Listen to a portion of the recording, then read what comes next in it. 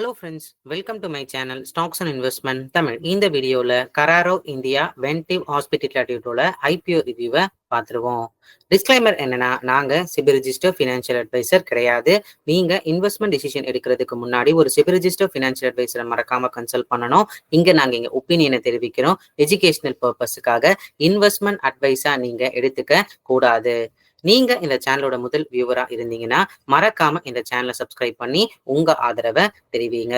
Already சப்ஸ்கிரைபரா இருந்தீங்கன்னா உங்க ஆதரவுக்கு மிக்க நன்றி. முதல்ல நாம கராரோ இந்தியாவோட ஐபிஓ ரிவ்யூவை பார்த்துருவோம். ஸோ இந்த கம்பெனி வந்து பாத்தீங்கன்னா இந்த டயர் 1 சொல்யூஷன் ப்ரொவைடரா இருக்காங்க. முக்கியமா டிராக்டர்ஸுக்கு தேவையான axle and transmission system and gears provide பண்ற கம்பெனியா இருக்காங்க. ஸோ இவங்க வந்து பாத்தீங்கன்னா ஒரு லாங் டேர்ம் ரிலேஷன்ஷிப் அவங்க கஸ்டமர்ஸ் கூட வச்சிருக்காங்க 15 இயர்ஸ். அதுல குறிப்பிடும்படி இவங்களோட கிளைண்ட்ஸா யாரெல்லாம் இருக்காங்கன்னா டஃபே, மஹேந்திரா, பாப்கேட், வால்வோ, அதுக்கப்புறம் புல் அந்த மாதிரி இருக்கிற கன்ஸ்ட்ரக்ஷன் எக்யூப்மெண்ட் கம்பெனிஸ்க்கும் டிராக்டர் தயாரிக்கிற கம்பெனிஸ்க்கும் இவங்க வந்து மேனுஃபேக்சர் பண்ணிக்கிட்டு இருக்காங்க. 38 மேனுஃபேக்சர்ஸ் இன் இந்தியாவுக்கு இவங்க ப்ராடக்ட்ஸை சப்ளை பண்ணிக்கிட்டு இருக்காங்க.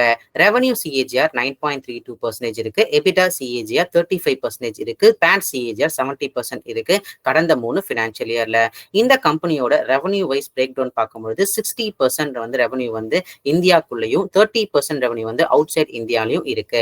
டெப்ட் பெர் ஈக்விட்டி ரேஷியோ 0.60 அளவுக்கு இருக்காங்க. ஸோ இந்த கம்பெனி வந்து ராயல்டியா இந்த கராரோ குரூப்புக்கு 0.6% ஆஃப் த சேல்ஸ் வந்து கொடுக்குறாங்க. ரீசெண்டா இந்த கம்பெனி ஃபினான்ஷியல் இயர் 2024ல ₹5.45 வந்து டிவிடெண்டாகவும் அனௌன்ஸ் பண்ணியிருக்காங்க. இந்த கம்பெனில இருக்க ரிஸ்க் என்னன்னு சொல்லி பார்த்தீங்கன்னா, இவங்க குரூப்புக்குள்ளேயே வந்து இவங்க சேல்ஸ் பண்ற ரெவன்யூ வந்து 33% அளவுக்கு ரெவன்யூ இருக்கு. இதுக்கப்புறம் தான் இந்த மஹேந்திரா, டாஃபே அந்த மாதிரி கம்பெனிஸோட ரெவன்யூ இருக்கு. ஸோ ஆல்மோஸ்ட் இவங்க குரூப் ரெவன்யூ மட்டுமே 33% அளவுக்கு இருக்கு.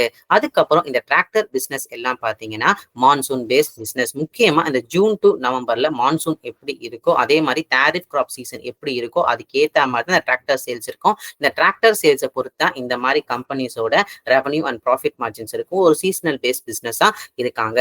ஸோ இவங்க லிஸ்டட் பிஎஸ்ஆ யாரெல்லாம் மென்ஷன் பண்ணிருக்காங்கன்னா Escort, Kubota, Schaeffler India, Sona, BLW, பஷர், Ramakrishna, forging, happy forging, action construction equipment கொடுத்திருக்காங்க.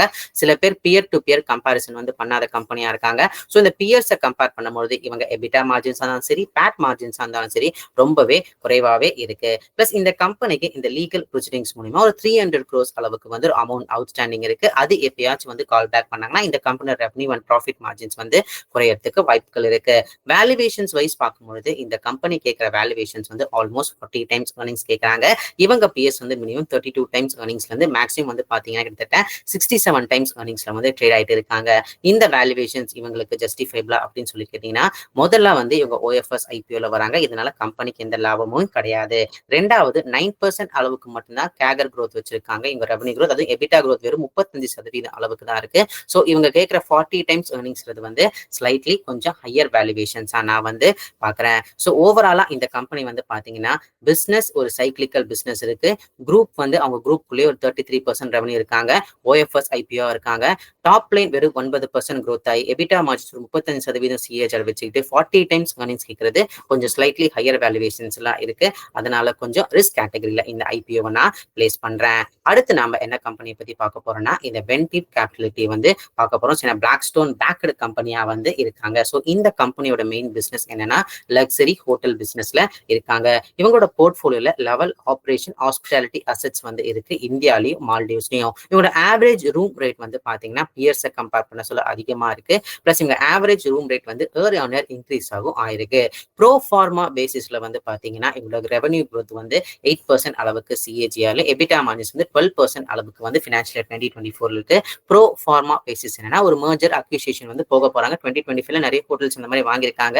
அதெல்லாம் கம்பைன் பண்ணி இவங்களோட estimated revenue and profit growth. But இந்த கம்பெனி ப்ரோ ஃபார்மா பேசிஸ்ல வந்து ஒரு லாஸ் மேக்கிங் ஃபர்மா இருந்திருக்காங்க. எபிட்டா பாசிட்டிவ்ல இருக்கு, அதை நான் பாசிட்டிவா பாக்குறேன். பட் அந்த எண்ட் வந்து பாத்தீங்கன்னா ஒரு லாஸ் மேக்கிங் கம்பெனியா இருக்காங்க. இதற்கு இவங்க சொல்ற காரணம் என்னன்னா டெப்ட் அதிகமா இருக்கு. அந்த ஃபினான்ஸ் காஸ்ட், இந்த ஃபினான்ஸ் காஸ்ட்டை நாங்க ஐபிஓ மூலமா குறைச்சு அந்த ஃபினான்ஸ் காஸ்ட் குறையத்துக்கு வாய்ப்புகள் வந்து இருக்குன்னு சொல்லியிருக்காங்க.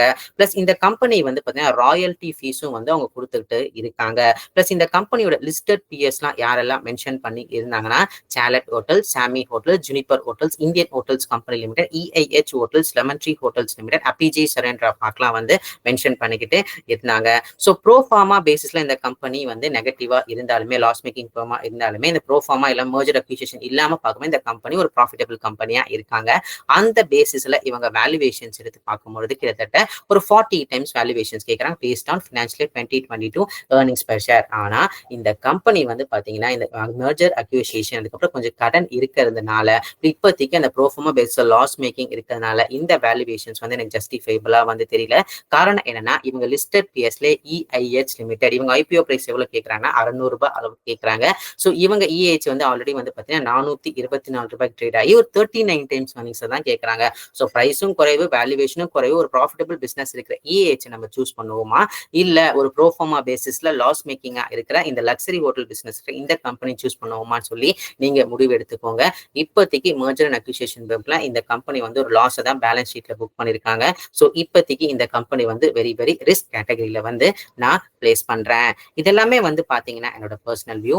நீங்க இந்த மாதிரி ஐபிஓலயோ ஸ்டாக்லயோ இன்வெஸ்ட் பண்றதுக்கு முன்னாடி ஒரு தடவை உங்க ஃபினான்ஷியல் அட்வைசரோ இல்ல சிபில் ரிஜிஸ்டர் ஃபினான்ஷியல் அட்வைசரோ மறக்காம கன்சல்ட் பண்ணுங்க. இங்க நாங்க ஒப்பீனியனை தெரிவிக்கிறோம் எஜுகேஷனல் பர்பஸ்க்காக. பிளஸ் நான் சிபில் ரிஜிஸ்டர் ஃபினான்ஷியல் அட்வைசர் கிடையாது. இந்த வீடியோ உங்களுக்கு பிடிச்சா லைக் பண்ணுங்க. ரெகுலர் வீடியோ அப்டேட் பெல் ஐகானை கிளிக் பண்ணுங்க. மறக்காம stocks investment Tamil channel subscribe பண்ணுங்க. தேங்க்ஸ் ஃபார் வாட்சிங் ஸ்டாக்ஸ் இன்வெஸ்ட்மெண்ட் தமிழ் சேனல்.